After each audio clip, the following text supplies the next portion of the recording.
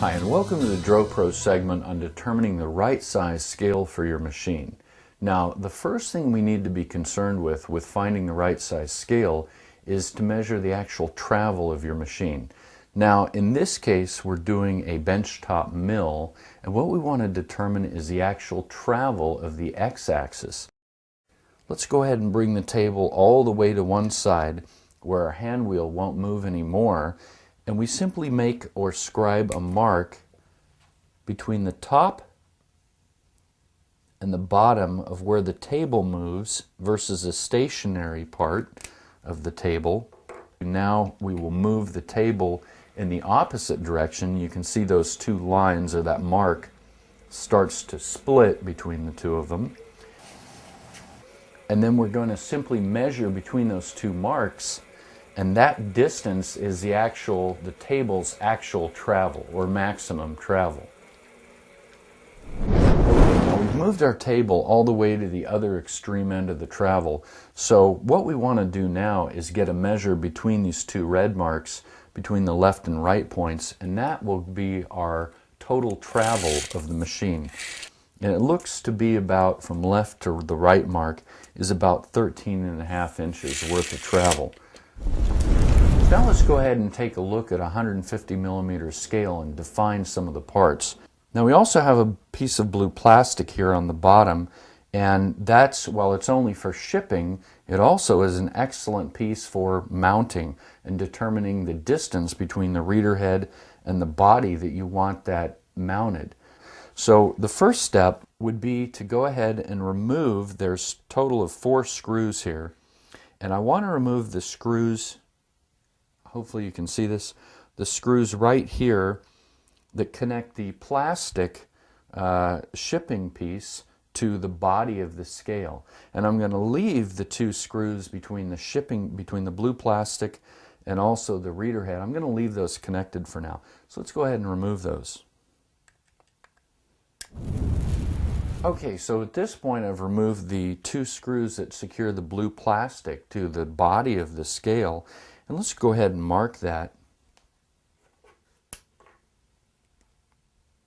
You can see I'm going to use the center point here of the reader head, and I'm going to mark that onto the body of the scale.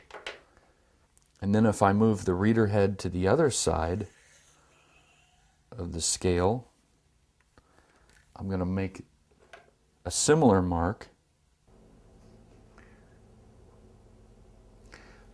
Okay, so let's go ahead and take a look at the different parts. First, we have a reader head on the bottom, and then we have the body of the scale up here on top. And then, of course, the cable exiting out of the side of the reader head that would plug into our display, or DRO. Now, a couple of things that we've got here. You can see that I've made a mark on the reader head at the far end of the movement of the scale.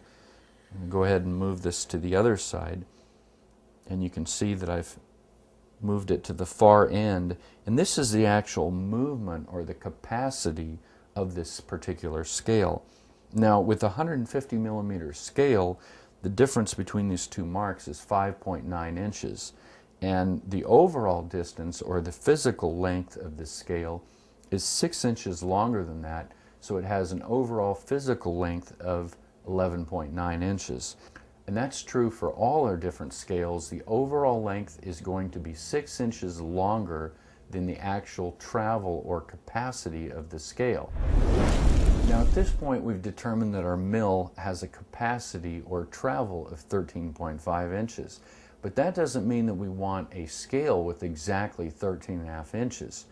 As we looked previously on our scale, we want to make sure that we don't run the reader head into the far end of the scale. So as a general rule of thumb, we want to leave at least 1/2 inch of either end for clearance so that we don't run this reader head into the end of the scale. So in the case of this benchtop, with 13.5 inches of travel, we add 1/2 inch on either end. And so we need a scale of at least 14.5 inches of travel so that we clear the end of the scale. Now, one more thing to remember. Sometimes we can't mount the scale exactly where we want to. sometimes you have to offset the scale either to the left or to the right. Maybe you have a coolant exit, or maybe you have a seam in the metal, whatever have you. It's always better to go a little bit larger in the scale just so you can offset the scale to the left or right. It just makes it a little bit easier for mounting. Okay, well that concludes this segment on scales. Let's go ahead and give a wrap up. First, we want to determine the travel of our machine.